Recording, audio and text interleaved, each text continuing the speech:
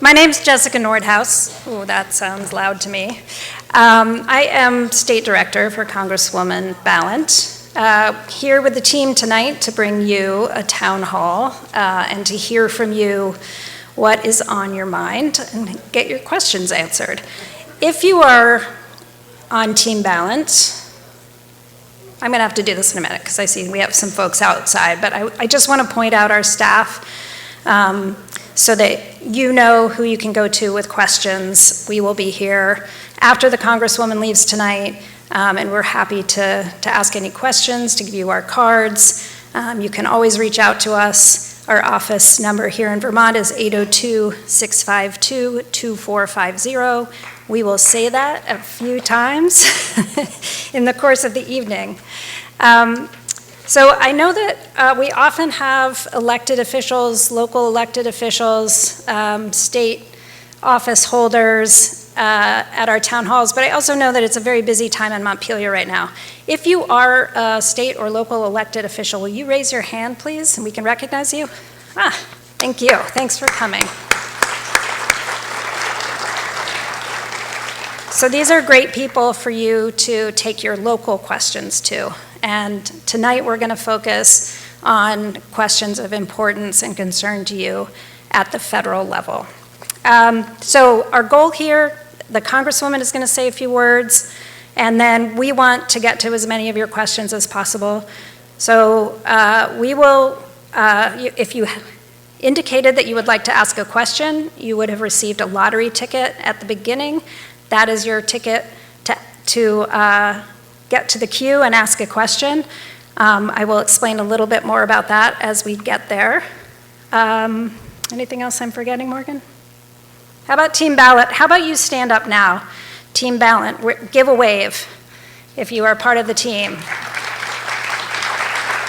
Thank you. We're really excited tonight to have our Chief of Staff, Megan Garcia, here from DC.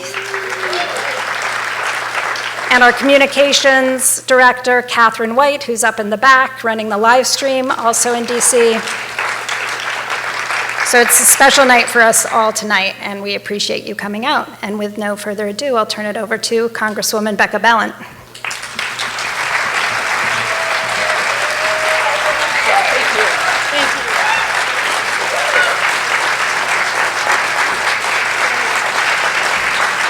Thank you so much.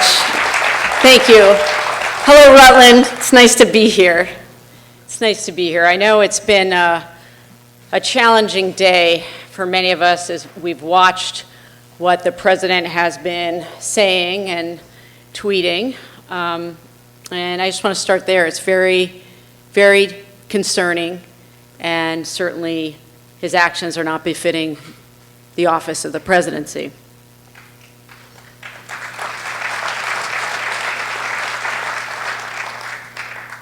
So it's always great for me to come home to Vermont. I have a special place in my heart for Rutland. I used to direct a summer camp up the road and would always come into Rutland on my days off. It's the big city. And have a lot of fun memories in my 20s of spending time downtown. And it's just incredible how much revitalization has happened here in Rutland. So you could be anywhere tonight. And I think many of us didn't expect it was going to be snowing today. So you get extra points for showing up. Yeah. Yes, you do. You do, okay? But this is what democracy is supposed to look like. It's supposed to be an elected official standing up, willing to answer any questions, here to hear directly from voters. This is how it is supposed to be. And it gives me so much hope when I offer these town halls across Vermont and people show up, because it means you still believe in this great experiment that we have in this country. And so as much as I know it does all of you good to be in community with one another, it's great for me and my staff to be here with all of you tonight.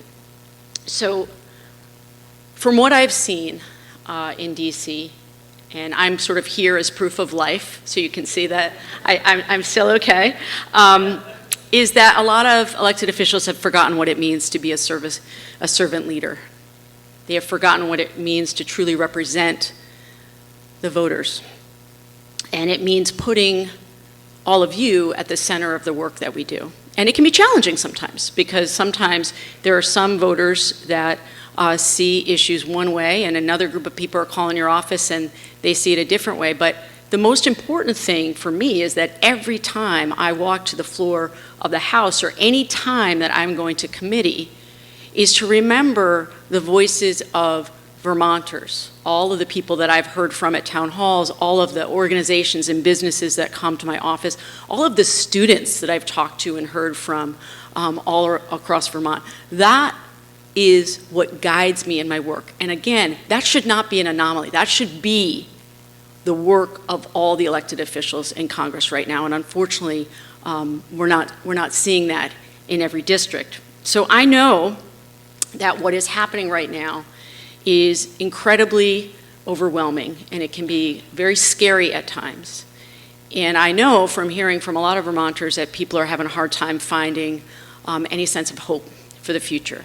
And it's the other reason why I like to do these events, is because I actually do feel hope. I feel a lot of hope. And I will get to that in a moment, because I know a lot of you are thinking, how can you possibly in this moment feel hope? And I'll lay it out for you. But I will tell you, we truly have everything that we need in order to turn the page on this presidency. And it may not happen as quickly as we would all like, but it is not inevitable that we are going to have an autocracy in this country. It is not inevitable that we're going to slide into permanent authoritarianism, because too many Americans across this country are not going to let that happen. We are not going to let that happen. Okay, we're not. We're not.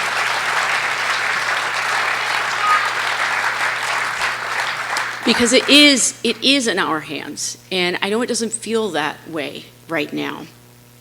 But what I've been talking about as I travel across the country, because I do town halls not just in Vermont, but I've done one in upstate New York in a very conservative district there. I've been to Pennsylvania. I've been to Michigan. Been out in New Mexico. And what I've heard time and time again is that the dividing lines between liberal and conservative in this moment are absolutely meaningless. The dividing line right now is people who believe in representative democracy and people who don't. People who want to preserve the republic and the rule of law and people who don't. And that is not just about Democrat versus Republican. I have met in the last few months so many Republicans here in Vermont and across the country who are not part of the MAGA movement and who are trying to figure out how they can be useful in this time. And I have met with voters who have voted for Trump and are deeply regretting their choice. It's not as many as I would like, but they're there, and it's about 20% of them right now. And I've talked to disaffected voters who said, you know what, I didn't vote in the last election, but I'm gonna vote this time, and I understand the consequences in a new way. And so I am a progressive Democrat. I believe in a lot of things that progressive Democrats across this state believe in. Making sure everybody has safe and secure housing, making sure we have affordable health care, making sure we rein in the military-industrial complex. And I also know that my colleagues in Congress who also believe in protecting the democracy and the rule of law, who may not be as progressive as I am, are people I can find common cause with, and I need to find common cause with them right now. This movement that we're building has to be additive. If you believe in protecting the Constitution and the rule of law, if you believe deeply in this republic and you want to protect it, then I want you on my team. And that is the stance that I'm having right now as I travel across the country. Because the stakes are quite dire right now, and you all know that. But let me tell you about why I'm feeling hopeful. So there have been 20 special elections since Trump was re-elected. Actually 30, excuse me. And not all congressional seats, varying election seats across this country at different levels. and all 30 seats were flipped from red to blue. All 30. 30 for 30. 30 for 30. And it's not because in some of these districts that it is more Democrats turning out to vote. This is what I want you to understand, especially the last two elections that happened in Florida, including in the district that Mar-a-Lago sits in, okay? Yes, it was remarkable because that was a 14-point swing away from the election of Trump just, a year and a few months ago. And it wasn't because we turned out more Democratic voters, because they don't live there. We know that. We know, so something is happening on the ground, okay? So 30 for 30, that gives me hope. It gives me hope that when the Trump administration tried to roll back all of the SAMHSA grants, which are grants that go to states for mental health programs and substance use disorder programs, there was an incredible pushback across this country. Democrats, Republicans, and an incredible pushback on this White House, and they had to reverse course. And that's not the only time it's happened. There have been other policy things. We do have more power than we know. We do have more agency. So I see a lot of opportunities. And what I want to leave you with tonight is that oftentimes we are limited by our ability to see what's possible because we're paralyzed by fear and concern. Fear is a creativity killer. Fear is a strategy, a tactic that is used very intentionally by this administration, not just to divide us, not just to pit us against each other, to tell Americans they should hate one another. It is a strategy so that we give up hope, so that we believe that we can't make change. So I'm here tonight to tell you, all is not lost. And I believe deeply in the spirit of Americans to get us back on track. And I know that a lot of people are going to lose their seats in November. And there is going to be a wave of people coming to Congress who are going to do it for the right reasons, not for their ego, not for making a buck, not to serve one man who doesn't care actually at all about them or about their constituents. And we are going to bring back not just a government that works for the people, but a government that is structured around the needs of the people. And that's one of the other things I wanted to say to you tonight. It can't just be we win the midterms and maybe, who knows if Trump is going to finish his term. And I mean that most sincerely. I don't mean it ironically. We will see what will happen. It's not enough that we rebuild what was there before. We have to do better because working people in this country have suffered for decades and decades. And the income inequality in this country is extreme. And that is partly why they've been able to take advantage of the division. So we must make a commitment to all of you, those of us in elected office, that what will be rebuilt after has to put working people at the center of the equation because it's just not affordable for most people right now in this country.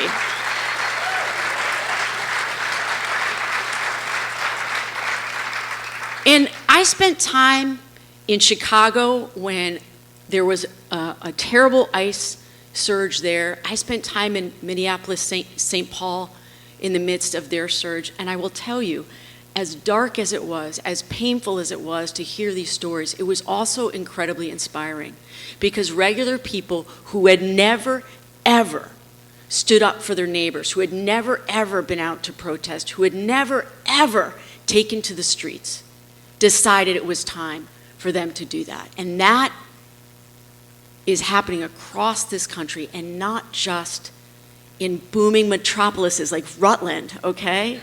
It's happening in tiny little towns in Wyoming. I think they had 20 different No Kings rallies in Ruby Red, Wyoming. something's happening, okay? Something's happening. So I think what I will say to you in closing in my remarks here and to turn it quickly over to questions is that protecting the democracy is not a one-time act, right? It's not just about voting. It is about doing the work day in and day out in our communities so that we know each other, so that we are not enemies, that we can be political opponents, but we don't fear our neighbors because they have a different sign on their lawn. The work of democracy is the day in and day out showing up for one another and believing that change is possible. Now, I taught middle school for years. You can't teach middle school if you don't believe change is possible, okay? Seriously, okay?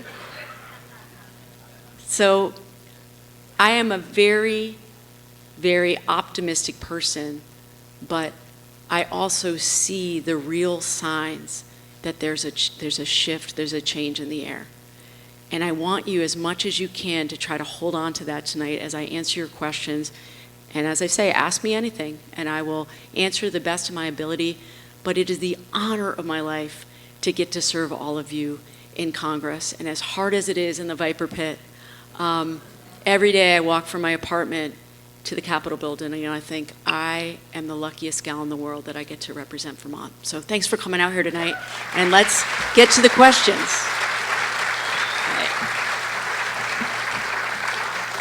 What's on your minds? Let's get to the questions. So as I said, our goal is to get to as many questions as we can. So we have a little system. We have a bin of government transparency here. And we will be drawing your tickets at random. I'm going to call 4 tickets at a time.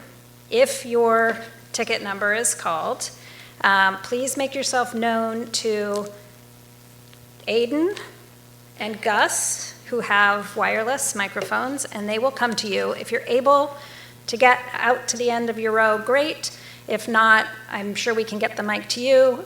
Please keep your question succinct, and then sit down or pass the mic back to our staff member to hear the answer. And if you just want to make a comment, if you don't have a question, that's fine too. Comments are allowed. Comments are allowed. Yeah. Not tomes. Comments. Okay. All of these tickets start with the numbers 5363. So I'm going to read the last 3 digits, which are 598, 596, 615, and 582. And I will read those one more time. 598, 596, 615, and 582. Great. You can stand up, you can wave your hand. Okay, we'll start here, and then we'll go to you, and then I see one down in front, and then we'll call 4 more after those 3. All right. Thank you. Philip Allen, same son of Vermont. Thank you, Representative Balint. Very proud that you represent us. Thank you. And Thank you. I'd love to talk to you about renewable energy, but I'm not going to. Okay. When you do questioning of the administration, members of the administration, I think you do an excellent job. Thank you. But I'm wondering if asking people questions who are not going to answer them or are going to lie to you is the best use of 5 minutes. I wondered what you'd think about the idea of one of your Republican colleagues who might say different things to you than they do to the public, of actually calling them out and using the time to say, do you have no shame? To have the time to ask the people who can vote that will make the difference, because without the Republicans, we're not going to get what we want. I just wondered if you thought that would be yes, good use of time. I really, really appreciate that question, because we think about this all the time. So just to take you back behind the scenes, when we're preparing for a hearing, I meet with my legislative staff in DC, and we communicate with the judiciary staff. And there are times when we're trying to elicit a particular bit of information, And so in the case of Pam Bondi and Christine, there were specific things that we were trying to get them on the record for because we want to subpoena their asses when we have the gavels. So we have to be able to compare what they said on the record, okay? There are times when, yes, I do use my time, and I actually just did it a few weeks ago on a particular bill. I turned to a Republican within the committee, and I said, hey, you're always talking about common sense. That's your main line. That's what you do every time in here. You talk about common sense. And right now, as we speak, I can't exactly remember what the bill was, but it was a no-brainer. It was like, should we honor the Capitol Police who defended this building? It was that kind of a thing. And he was going to be a no vote. And I said, this is your perfect opportunity right now, right here, to show that you're a team player with common sense. Did he vote with us? No. But we do that. But oftentimes what happens if we do that in committee is they leave the committee room because they are, on some level, they know they're wrong. On some level, some of them feel shame and they go to the anteroom. They don't even stay in committee. So there are also times when it doesn't make any sense to ask the questions, and it's best to use that 5 minutes for me to make a point that hasn't been brought up. But we do that on a week-by-week basis. But we have tried every strategy that we can think of to get our colleagues to stand up for their own power. The framers never imagined there would be a Congress that didn't want to preserve their own power and give up all their Article I powers to the president. So we've tried everything that we can think of. We're going to continue, and if it takes to, trying to elicit some public shame in them, we're not beneath that, but nothing seems to work at this point, which is why I'm so focused on the midterms. Thank you for the question. Barnaby Feeder, I live in Middlebury.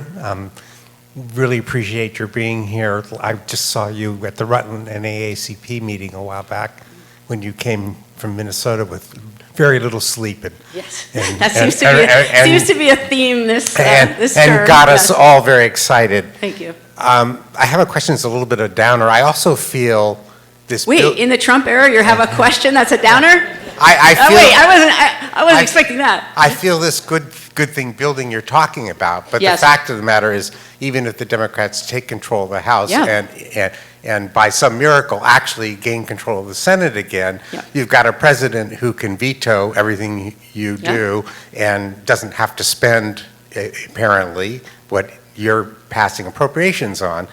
And so anything you're promising people is not likely to get very far as long as he is in office. Policy-wise. And that's fair. The Democrats, according to the polls, have an even lower reputation than a lot of pretty nefarious folks.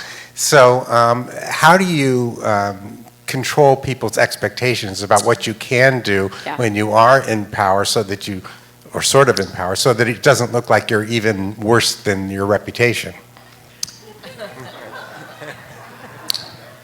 You know what? Like I said, I taught middle school. I've heard it all. Okay, look. A couple things about the polling that shows that Democrats are unpopular, okay? On a generic ballot, right now, nationally, we are beating Republicans by double digits, okay? So we can be unpopular, and they still want to elect us, okay? So I just want you to know that, okay? And every data point that we've seen for the last 6 months is absolutely trending in our direction. The other thing is, a lot of people on a poll will say, yeah, I hate the Democrats, fill in the blank. They're wimpy, they don't use the power when they have it, whatever it is. But I like my Democrat. So it's more nuanced than that. That being said, we have to put out a progressive vision. We have to tell people what we will do when we have power. But you're right, managing expectations is tough because people think we have the power now. So I'll give you an example. I was heading to a Judiciary Committee hearing And a woman came up, and as it always happens in DC, you got the phone in your face, right? And she's just like, well, why aren't you calling a hearing on, I said, well, you understand, I don't get to do that. And she was like, well, what do you mean? You're on the committee. I said, yeah, but I'm in the minority. And I don't get to call a hearing. I don't get to call the witnesses. I don't get to say what bill comes into committee. I don't get to say what bill comes to the floor. And she was like, well, basically, what good are you? I was like, well, you know, that's the struggle. So it's tough because you don't want to overpromise and underdeliver, but you also have to give people a positive vision of what it is that you would do. And certainly, many people across this country right now are absolutely disgusted about what's happening in Iran. They're disgusted by what's happening on the streets of our cities with ICE. And so at this point, it is about saying, we have to staunch the flow. We have to stop that. And once we do that, other things will come. But no, this is a long-term project. And I appreciate your healthy skepticism. I do. But if we all believe that there is no difference and that there's no change that we can make, then it's a foregone conclusion. And I refuse. I refuse to give in to that thinking. I refuse. There are too many people. There are too many people who are suffering right now because of the Medicaid cuts that went through this summer. There are too many people that have lost their health care because of what happened with the ACA subsidies that got reduced. So I've got real people in my mind every time I go in those committee rooms that I'm fighting for, and I'm going to just keep fighting until I have nothing left to give, or until, you know, I'm no longer in Congress. Or, well, you said it, I didn't. Everybody dies, right? Everybody dies. So this haunts us. Your question haunts us. How do we use the power that we have, even when it's a little bit?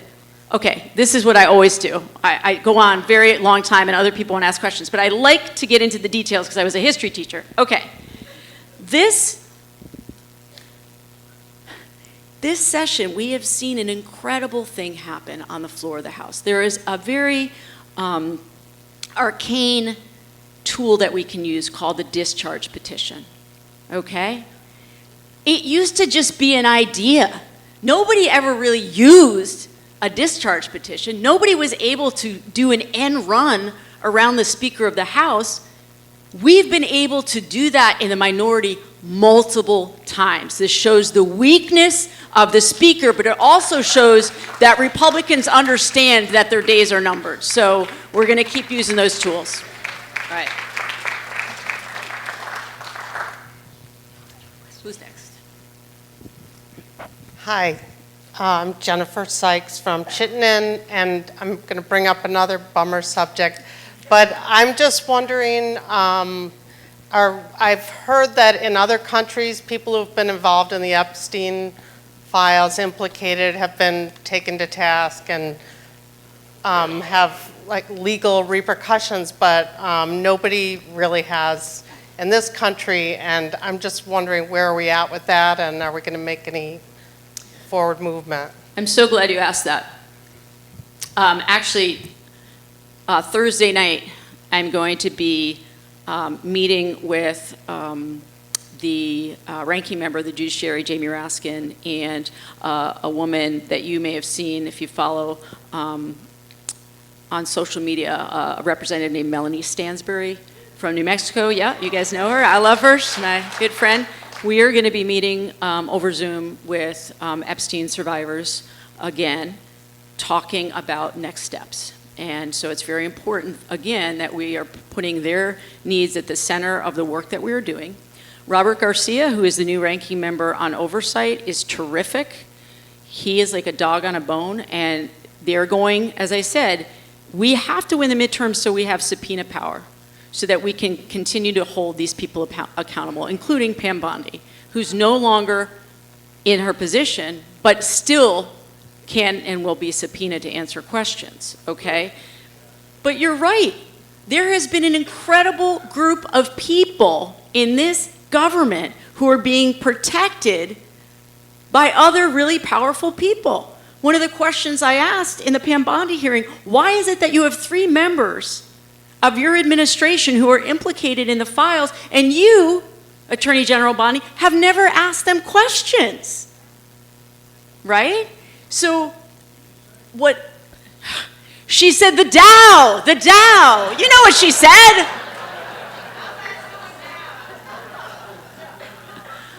So certainly the war has taken up a lot of our attention, as it should. These are very, very grave moments that we're in right now with this madman. But I promise you, between the Oversight Committee and the Judiciary Committee, we are going to continue to follow this and try to hold these people accountable, because other countries are dealing with it much more swiftly, much more honestly, much more openly than we've seen. So I make you that promise. Okay, did we have a 4th question? Let me just I'm going to draw some more numbers so that people can be thinking about their question. And then we'll go to you to ask. The next 4 will be 575, 589, 595. I feel like I'm on The Price is Right. 545. That was a lot of 5s There was and a 4s lot and of 9s. 5s. So I will repeat Better those. play the lottery tonight. I feel like there's, did your,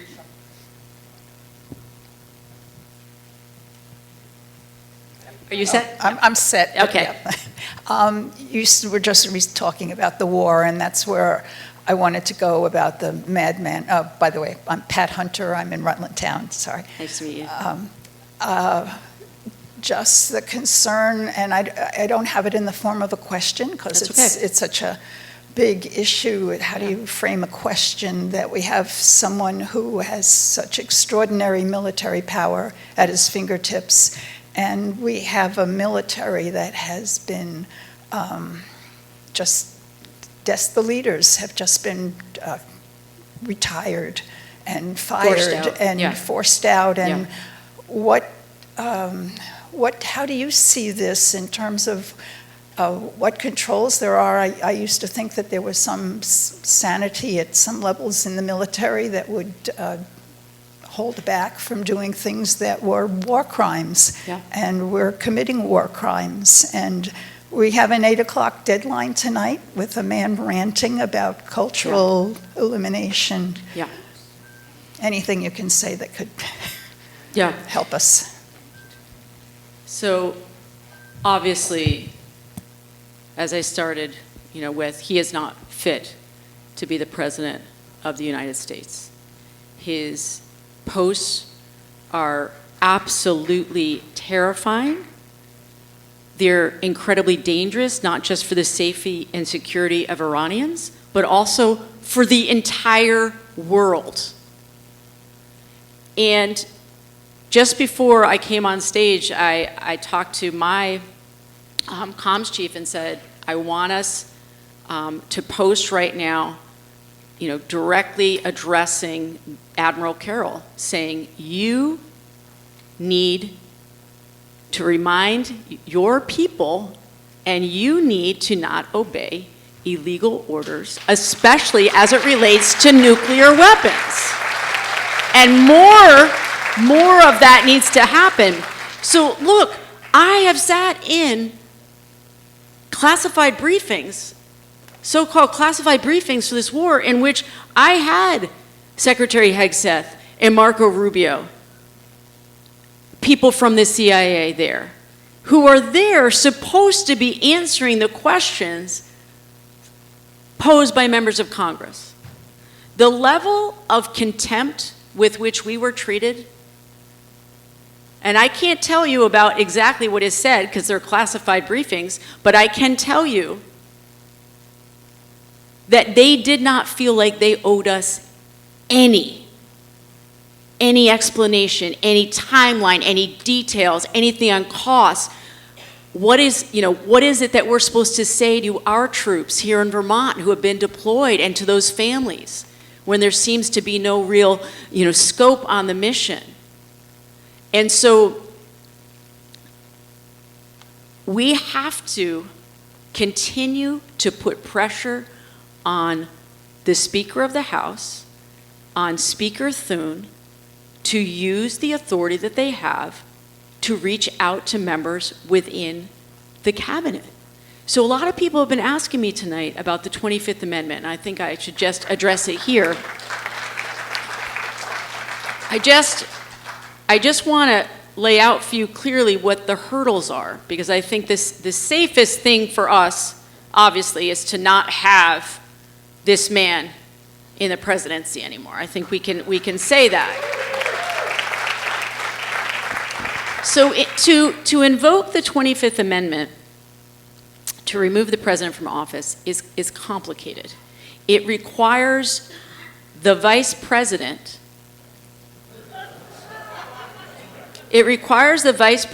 to get a majority of the cabinet, okay, to agree that the president is no longer fit to serve. Now, you see the problem with the way the framers set it up. These people have their jobs from the president, okay? So that's a big hurdle right there, okay? And we all know J.D. Vance. He's not a profile in courage. Okay, so you would need the majority of the cabinet. And then, there's a couple other steps in there. You would need 2/3 of both chambers to vote to remove him. These people are the same people that won't admit that Joe Biden won the 2020 election. I served with them. So I just want to be clear. Congress only has a role in the 25th Amendment a couple steps in. We can't initiate it. It comes from the cabinet and specifically the vice president. So I know I'm bringing you downer news because I know a lot of people have been like, 25th Amendment, this is our safety hatch. No, I think it has to be a groundswell of Americans against this president. There is no hack to saving a democracy, saving the republic. It has to be the people who have said enough.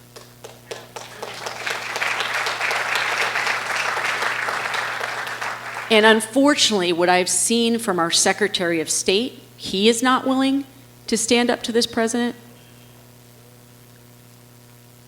Certainly the cabinet, these are all people who understood the mission, which was not to serve the American people, but to protect Donald Trump. And the Epstein class, exactly. So back to your question about the war. There is going to be a request for $200 billion more in appropriations for this war. And I think they're going to have a very difficult time getting it through both chambers of Congress because a lot of my Republican colleagues are getting cold feet on that number. Okay? No promises, but I think that's going to be a really hard lift for them. Now, I hope so too. I hope so too.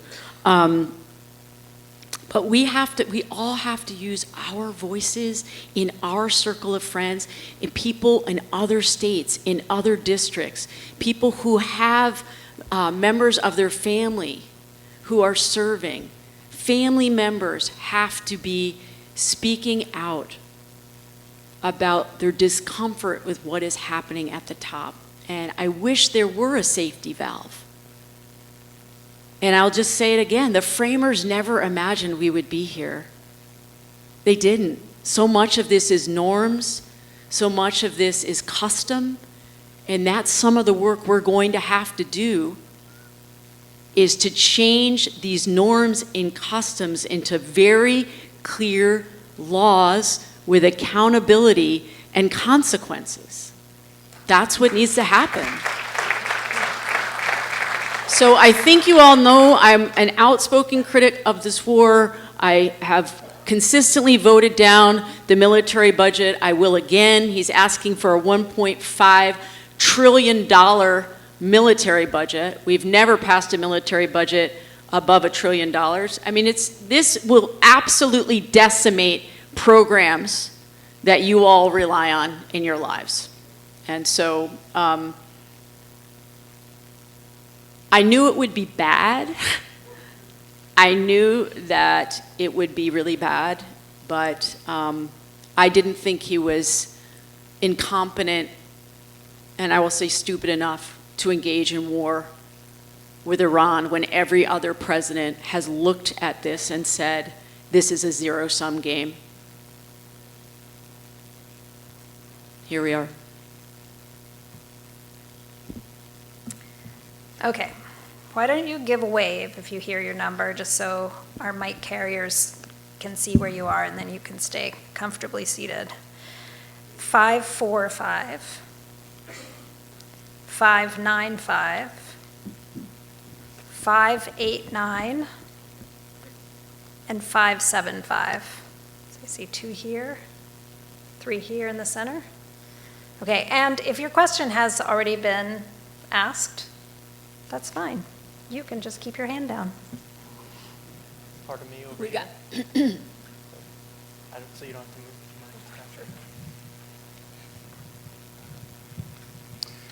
Hi, Becca. Nice to see you. I'm Hank Prensky from Burlington. Yep. 2 quick historical notes. Okay. One, I'm the luckiest person in this auditorium because when I came here as a climate migrant from the D.C. area, from the Montgomery County, Maryland, 5 years ago, Jamie Raskin was my friend and my representative, and I never thought that I would be able to match that, but I think we have. Whoa.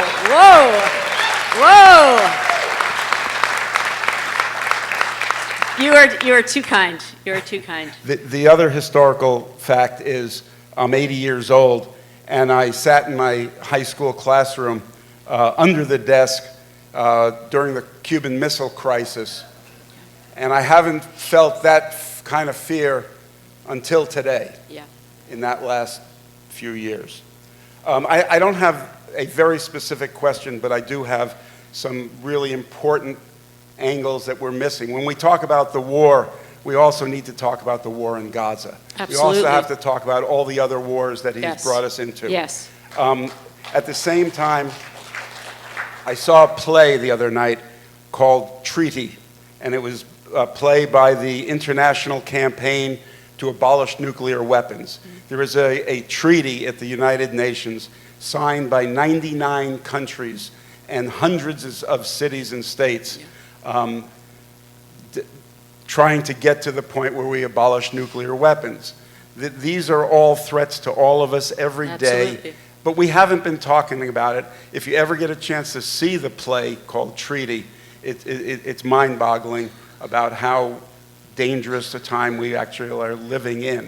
Yeah. So I'm going to give you a piece of Yes, paper please. afterwards, Great. and I want you to look into having the city of Brattleboro, for example, Yeah. become a city that declares their allegiance to this treaty, and the state of Vermont. At the same time, I'd also like you to continue looking into why our Air National Guard people are fighting in Iran and having fought in Venezuela on all illegal, unconstitutional forays. We can't allow our people to do that. And while you're at it, please convince the governor of the state to assign a new mission to the F-35 wing. Let's go after disasters. Let's go after people who need our help instead of waging illegal, immoral, and unconstitutional war. Thank you for your work. Thank you. And just another little historical fact. Jamie Raskin, once and future chair of the Judiciary Committee, he went to camp at Farm and Wilderness up the road.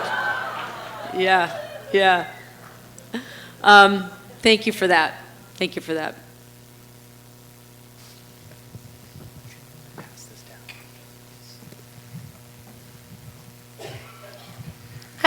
Hi. I'm Darlene from North Clarendon. I think our young people can save the world. Historically, our young people have stood up. But in the age of algorithms, you know, my Facebook's page is filled with you and like you. But it's, so which side? How do we fight against that? How do we get our young people more involved? Yeah, I think about this all the time. I have 2 teenagers. They go to Brattleboro High School. And we talk a lot at my dinner table when I'm home about social media. It's interesting. I now have a security driver that I never used to have. But he was asking me the other day, what would we do, without our cell phones? I said, oh my God, I'd be so happy. I'd be so happy. Are you kidding? I was like, my electronic leash is no longer with me. Young people understand that big tech is mining them for data, and they resent it, and they don't know how to get out from under it. And I have had high school students in Vermont say to me, when is Congress going to actually do something with teeth to go after big tech for the ways in which they are exploiting us? Because oftentimes it comes back on this sense of like personal responsibility. Look, if I can't seem to control my habit and I have to get something called a brick that prevents me from logging on at certain hours so I get a break, and one assumes my frontal lobe is fully developed at this point, then how crazy that we expect young people to self-regulate. And what you say about the algorithms is true. It divides us, it drives us to extremes, absolutely. And one of the things that I haven't really talked about much tonight is, I serve on the Judiciary Committee, but one of my subcommittees is the Antitrust Subcommittee. We have to go after monopolies, and we have to go after big tech and hold them accountable for the damage that they've done to all of us, especially the harm they knew they were doing, right? So I know that when I talk to my own kids, when I talk to the kids of my friends, and when I travel around Vermont, teenagers know what they need. They just don't always know how to get it. What they need is to be in community with one another. What they need is to have shared work and common cause. What they need is to believe that actually they matter, and that this project, this democracy, matters for them. I learned on the last campaign as I was traveling across Vermont how many young people had lost complete faith. They had lost faith in democracy as an idea, as a concept. Because they would say to me, well, how is it serving me? I don't know how I'm going to afford a house in Vermont. I see that my parents can afford health insurance. I've got crushing student loan debt, so tell me how this has been good for me. And of course, these are legitimate questions, right? Which is why I said before, we have to make sure we're building something better after this atrocity that we're dealing with. But we all have a part in helping teenagers and people in their 20s get reconnected. And part of that is thinking about how we ourselves feed the beast of social media. And I say all the time, I think I even said it recently at the Bennington No Kings rally, our phones are not real life, but we've been led to believe that they're real life. We've been led to believe that these echo chambers are all that exists out there. We've been led to believe that I'll give you an example. We're led to believe there are only like 5 members of Congress that are actually doing anything for any of us, right? There's specific ones that are going viral. And I always say there are hundreds of people in DC who are committed, who are doing the work that you will never know their names. You'll never know who they are, and yet they're doing the work.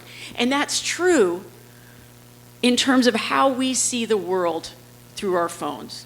And so I think we have to create opportunities within our towns, within our schools, in our communities that are student-led, that are opportunities for them to get together and drive the conversation of what they want to do and how they want to talk about it.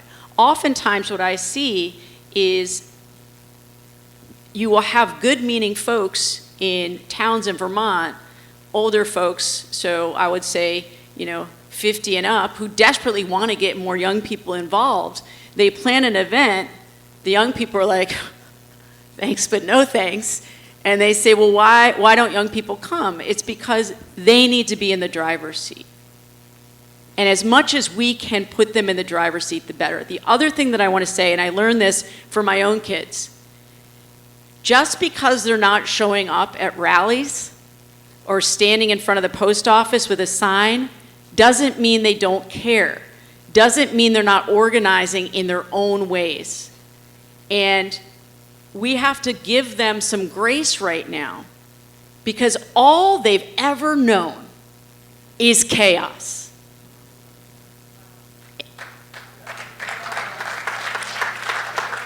I had an intern in my Vermont office. We always do sort of exit interviews. There's a chance they get an hour with me. They can ask me anything they want.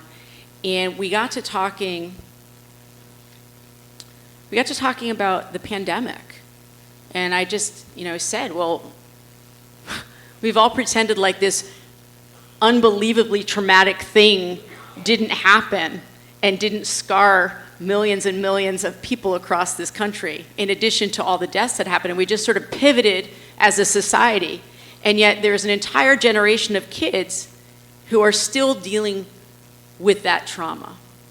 And so what you ask is completely spot on, which is, how do we keep them engaged? How do we give them hope? Some of it is just about not talking and listening more, listening deeply and giving them our undivided attention at every possible opportunity we can. Thanks.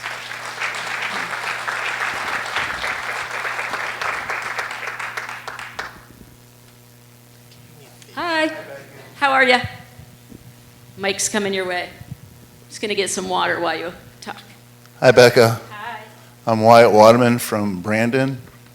We met at the library last year. Yes. I'm currently a homeless veteran staying at the Dodge House here in Rutland.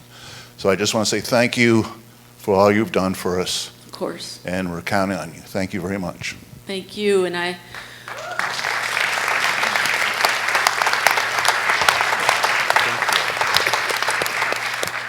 So, I just learned just a couple of days ago that the Trump administration canceled a program that was designed to keep veterans housed.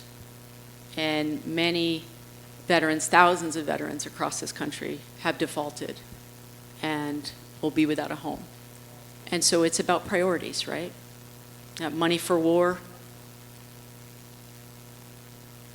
We got money for invading Venezuela. You should not be homeless. You should not be homeless.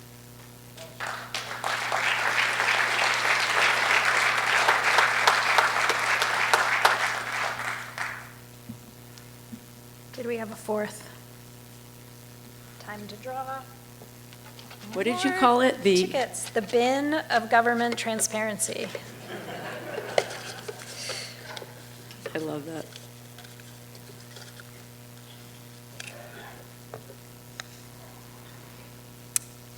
Five, 557, 571,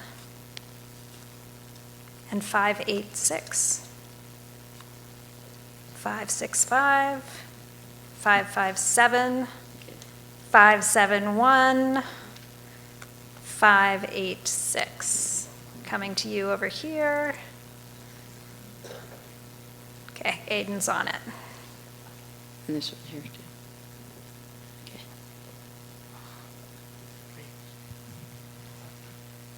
Hi, Becca. Hi. I'm Jean Ray, and I live here in the city, and thank you for coming and making an appearance with us. I had a question, but you kind of answered everything.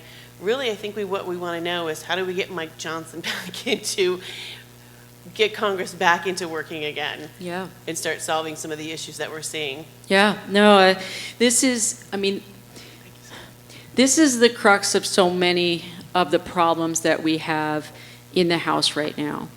If we had a stronger speaker, okay, we could actually be getting work done on behalf of all of you. We have an incredibly weak speaker, and I don't know if you remember how he got his job. Okay, so the other one was thrown out. There were all these rounds of voting. They finally settled on the last guy standing. Here's Mike Johnson.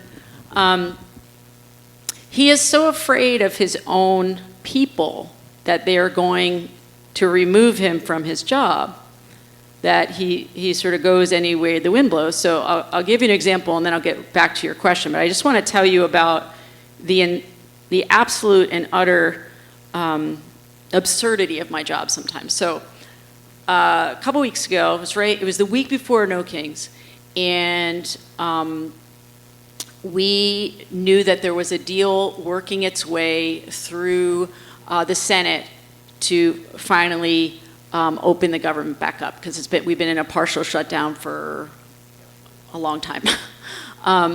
Because Democrats have said we are not approving any more funding for ICE until there is accountability in that agency.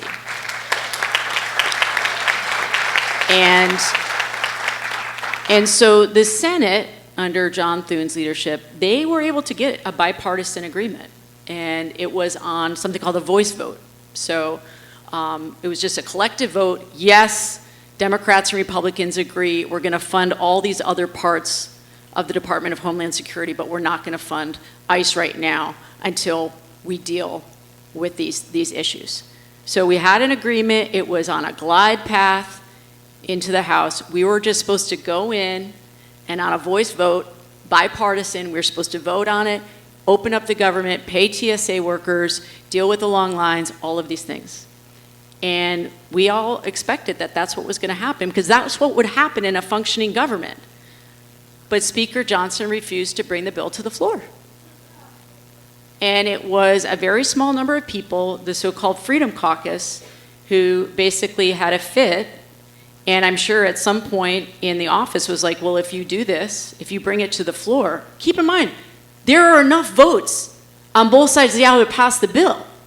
All he had to do is bring it to the floor, because Democrats and Republicans agreed that we should do this. He refused to bring it to the floor. He was beholden to his extreme members of his coalition, and they made us stay there till after midnight to vote on a bill that was never going to see the light of day in the Senate, okay?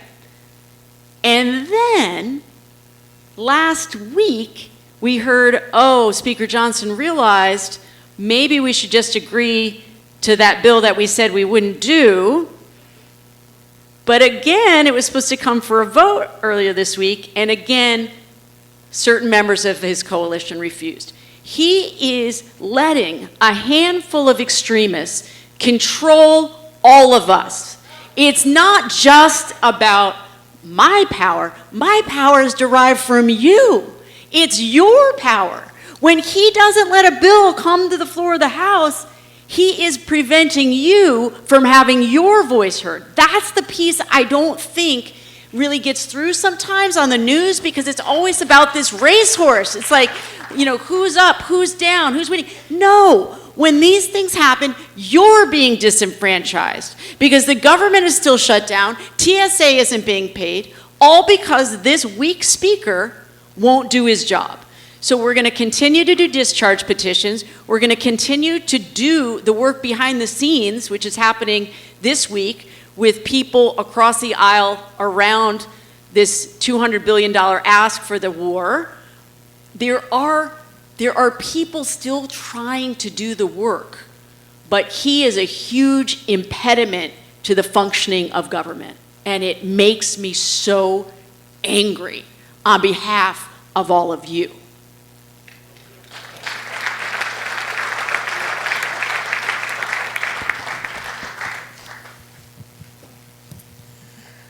My name is Bob Alfer. I'm from East Dorset, Vermont.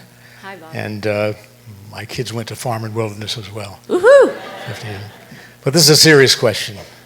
It's an email that I sent you 3 times, didn't receive an answer, so I'd like to read it to you. if Yes, I may. please.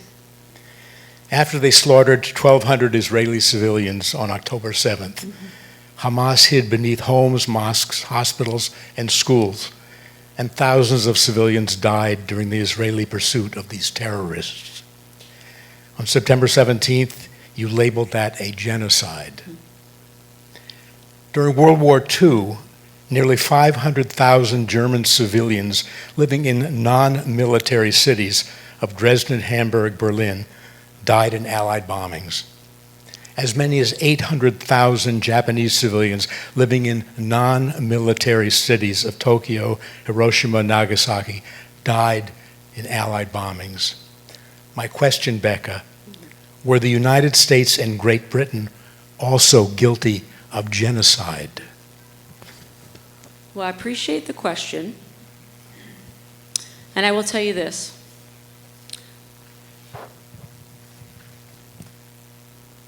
I don't take this issue lightly at all. At all. And I did not come to my conclusion that it was a genocide easily or quickly. So, for those of you who don't know, my own grandfather was killed in the Holocaust.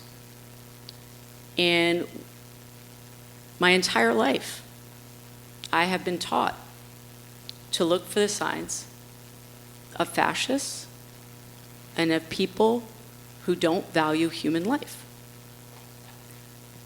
And I will tell you this, as a member of Congress, I get information. I get to see information about actions that the Israeli government has taken. It's not just about loss of life. It's about withholding food and water and medical supplies willfully, with intention. It's about what's happening in the West Bank right now. I have traveled to Israel several times. I am someone who believes deeply that there should be a Jewish state and that there should be a two-state solution. But I am not blind to the actions of a government that is oppressing people. What happened on October 7th was a terrorist attack. Hamas, they are no heroes. But we have to be able to hold both things. And that is one of the hardest parts of my job, is holding two truths that are equally painful. So I was asked for months and months to please call it a genocide. And I resisted that until I saw the evidence that I felt warranted that. And as I said, I don't use that word lightly or cavalierly. And I know it was painful for many Jews in this country and Jews in Vermont that I did use that word. And I understand that.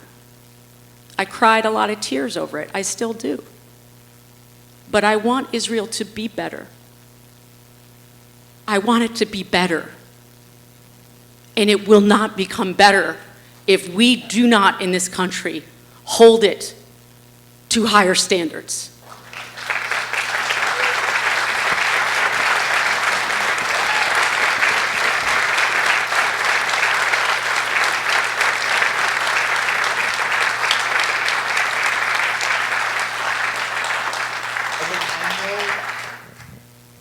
I know how you felt when Pam Bondi did not answer your question. My question was, do you think what the United States and Great Britain did during World War II, bombing innocent civilians who were in a non-military was genocide, and you did not answer the question. As I said, no, hold on. I understand that you think I didn't answer your question, but I feel like I did answer your question because it isn't just about bombing civilians. It is about the willful and intentional withholding of food and water and medical supplies. And so I know you don't like my answer, and that's okay. I'm not trying to avoid your question. I'm saying the circumstances are different, and the time is different.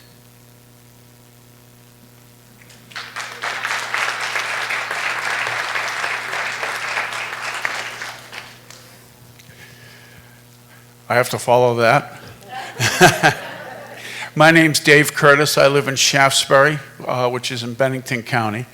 And first off, I'd like to thank you for your work in procuring federal funds for the town of Bennington. I know many of my neighbors feel like we're forgotten by the congressional delegation in this state oftentimes, so thank you. You're welcome. I'm excited about that project. Yeah. So enough of that. I don't want to turn this into a Trump cabinet meeting. My question is much more practical and narrow, and that is, I live 2 miles from the New York border. My neighbors who live in New York had 11 choices for their health care. I had one.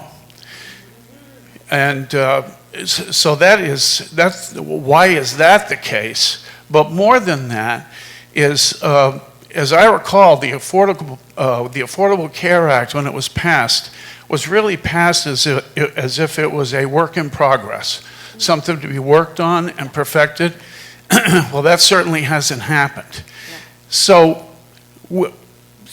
now we have a case where there are less people being covered. And is our only solution to have the subsidies? Because it seems to me that they are almost like a windfall profit for the insurance companies. And can't we do better than that? Yeah. I'm so glad you asked that because, a lot of people don't know the history of how we got to ACA. So I just want to, just really, really briefly, this was actually a Republican plan that had been floated, and it was basically, President Obama made the calculation with folks within the House and the Senate about what was doable, what was gettable in terms of the number of votes they could get. And it was a market-based solution, right? And no, it isn't the best we can do.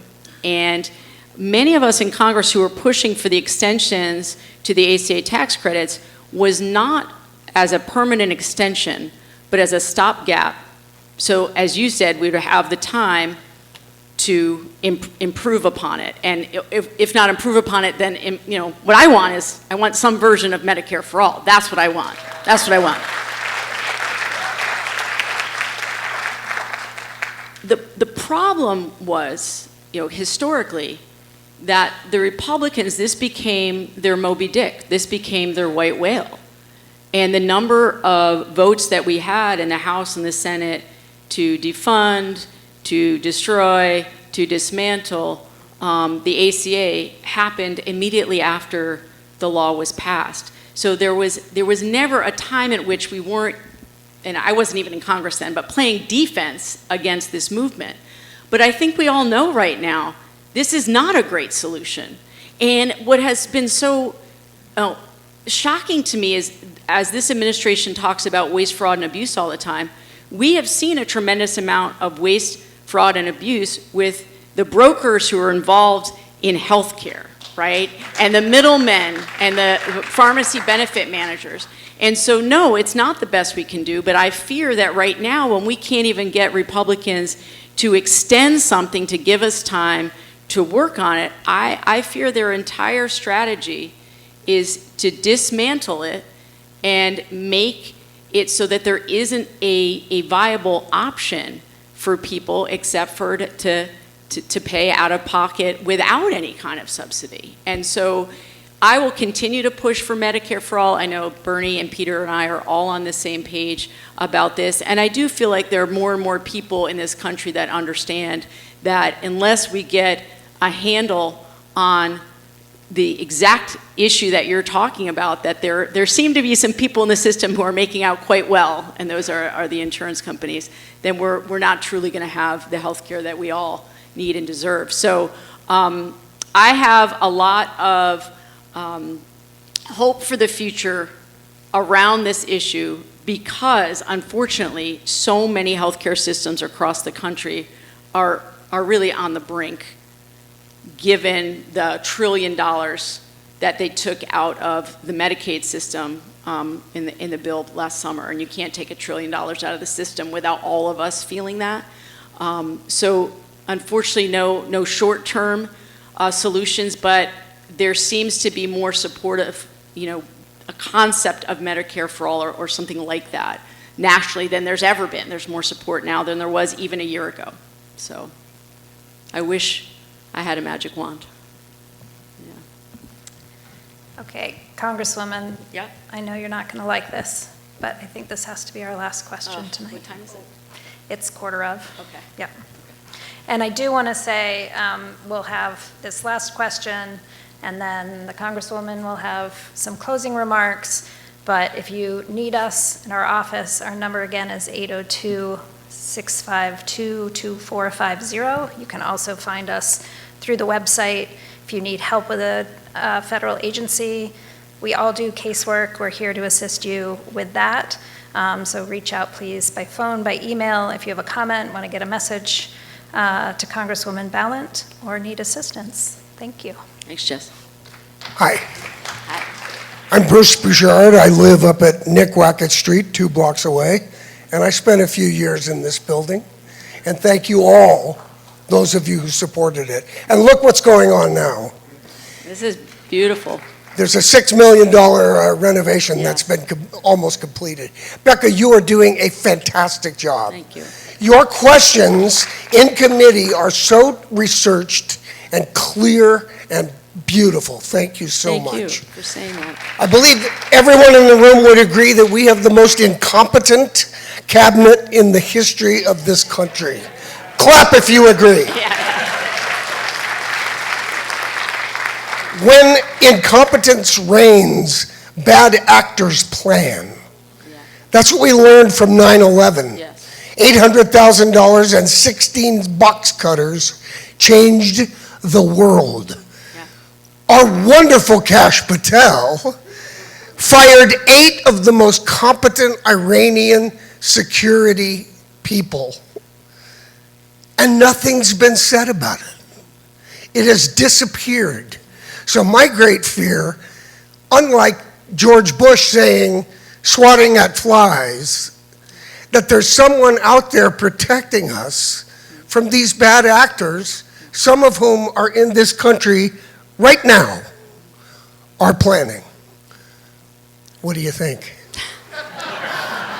So look, there are so many aspects of national security that have been put at risk by this administration. So many, no question. Even if you just look at something sort of, most people call it soft power. If you look at all the USAID programs around the globe that we used to essentially generate goodwill towards us by giving people food and shelter and vaccinations. Okay, that's been completely decimated, and we see already that China and Russia are moving in. You talked about this particular program under Kash Patel. I could rattle off another 6 security programs that have been reversed or underfunded by this administration. It's almost like they want bad actors across the globe to not only interfere in elections, but also interfere in our economy, interfere in our safety systems. And so you're not wrong. And again, what has been shocking is you have Republicans on each of these committees of jurisdiction that will say to their colleagues on the other side, to Democrats, oh, this is really serious. I've never seen anything like it. And only a handful of them will get on the news and be honest about their concerns. And I don't know how to cultivate courage in these people. I don't know.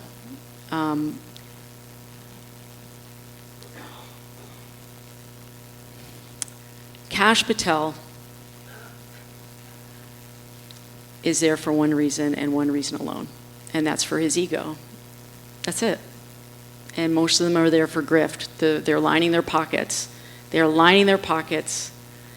And so,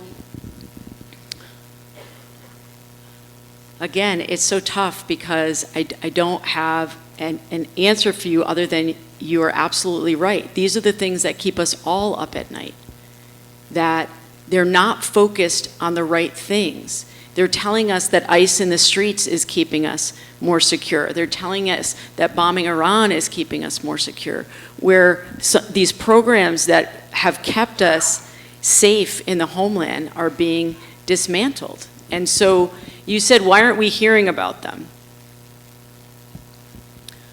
I will tell you that broadly the press is not meeting this moment. I hate that I am saying that, but there are things that happen in Congress that you think is going to sort of bubble up to the surface and it's going to make it on the national news or it's going to make it on social media. And they're giving their marching orders by their corporate editors and producers. You know, the first time I really was keen to this was when I saw this gaggle. Do you remember George Santos? Okay, all right. What a guy, right? And they were all just following him around the Capitol complex to get a quote. I said, he's not on any important committee. He has nothing to tell you. I said, why are you doing this? Just straight up, why are you doing this? He said, well, we've been asked, don't come back to the office until you have a quote from George Santos. And same with Marjorie Taylor Greene and Lauren Boebert, the conflict entrepreneurs. So there are people who are trying to get the word out, and we're having a really hard time. We're having a really hard time. And so if there are specific stories, too, that you think that my office should be lifting up, please let me know. We're trying to do, you know, the best that we can to get the word out without terrifying all of us, of course. Yes. Yeah.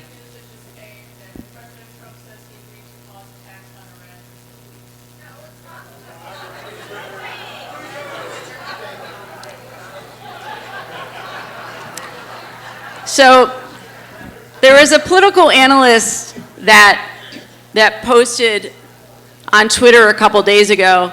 He just made a list of all of Trump's deadlines towards Iran, and the statements have been abhorrent, they're frightening, they're dangerous, but I can tell you today I felt very confident that he was going to move the goalposts again. This is what he does. He is Taco Tuesday. It is. It's Taco Tuesday.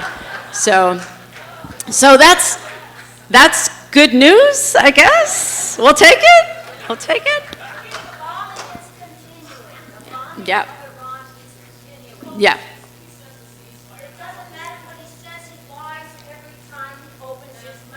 True enough. True enough. True enough. So look, I know that we're almost out of time. I want to thank you all for coming out tonight, and I know I've done enough of these in Vermont that I know that not everybody in here is a Democrat. There are people who identify as progressives or independents or people who don't vote, people who are completely disaffected. Obviously, you're not going to agree with me on every issue, but I hope that what you can see is that I am a member of Congress that is willing to show up and talk and hear directly from the constituents without a filter, And I have to be willing to answer any question that comes to me to the best of my ability. As I said, I am doing my level best to serve all of you. And I'm not always going to get it right. I'm not. No. I've been thinking a lot about mistakes and how we all make mistakes. I'm thinking about that a lot. And what I hope is that you understand that even if I vote in a way that you don't understand, or I make a statement that you don't understand, that I hope that you know from watching me here tonight that I take my job very seriously, and I think very carefully about how I do my work, because it's my name on the door, but it's all of you who are in my office with me every day. Those are the people that I'm thinking about every day. So I know we talked about a lot of very dark, heavy issues tonight, but I will tell you that I'm going to continue to show up. I'm going to continue to ask the hard questions, to hold people accountable whenever I can. And yes, take criticism. And yes, show up in an audience and not everybody agree with me. That's not why I come out here to do town halls, to have everyone agree with me. I show up at town halls so people can understand that I am here for you, and I understand that I have to be accountable to all of you. And thank you so much for those of you who support me and have sent me to Congress to do work on behalf of all of you. It really is the honor of my life to do it. And I'm grateful that you came out tonight. Don't lose hope. I haven't lost hope. I promise you that. Thank you. Don't you lose hope either. Thank you so much. Thank you. Thank you so much. Really appreciate it.